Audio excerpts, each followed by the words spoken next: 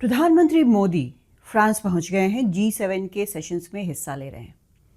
कई और नेताओं से उनकी मुलाकात है, द्विपक्षीय मुलाकातें उनकी होंगी, बैठकें होंगी। फ्रांस से पहले ही द्विपक्षीय हो चुका है, लेकिन जिस पर सबसे ज़्यादा नज़र है वो है उनकी मुलाकात जो कि अमेरिकी राष्ट्रपति डोनाल्ड ट्रंप से होने वाली है। ये एक लंबे वक्त के बाद, टैरिफ वगैरह लगने के बाद शायद ये पहली बार ये मुलाकात हो रही है और सबकी नज़र ये रहेगी कि वो कहते क्या हैं, किस चीज़ पर बात होती है, डोनाल्ड ट्रंप किस प्रकार से रिएक्ट करते हैं। क्योंकि अभी तक हमने ये देखा है कि उन्होंने प्रधानमंत्री मोदी की हमेशा तारीफ़ की है। भले ही ये कहा हो कि भारत जो है वो टैरिफ किंग है, बहुत हमारा फ़ायदा उठाया और अमेरिका फ़ायदा नहीं उठाने देगा वगैरह वगैरह, लेकिन हमेशा उन्होंने पीएम मोदी की तारीफ़ की है।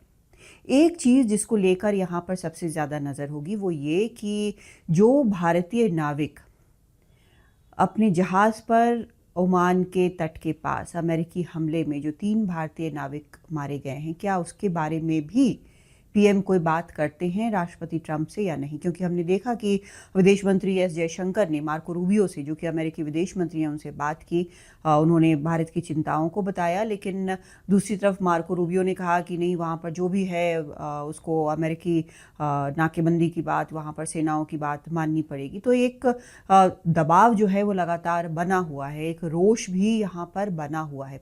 तो क्या इस मुद्दे पर बात होगी? और ये इसलिए भी पूछना ज़रूरी है क्योंकि अब जब एक अंतरिम युद्ध विराम जो है वो 19 तारीख को उस पर दस्तखत हो जाएंगे और उसके अलावा आगे भी शांति की बात हो रही है, तो क्या ऐसे में ये वहाँ पर उठाना ज़रूरी है या नहीं है? ये लेकिन लगता है, जैसा कई जानकार भी मानते हैं, कि जो प्रेजेंस है वहाँ पर अमेरिकी सेना का, वो आसपास इस पूरे समुद्री क्षेत्र में, इंडो पैसिफिक में भी बना रहेगा लगातार।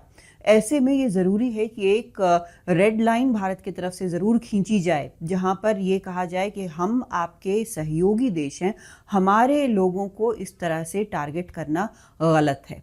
ये उम्मीद ज़रूर रहेगी, लेकिन at the end of the day कूटनीति के माध्यम से क्या कुछ कहा जा सकता है, क्या कुछ नहीं कहा जा सकता है, ये मौके पर ही देखना होगा।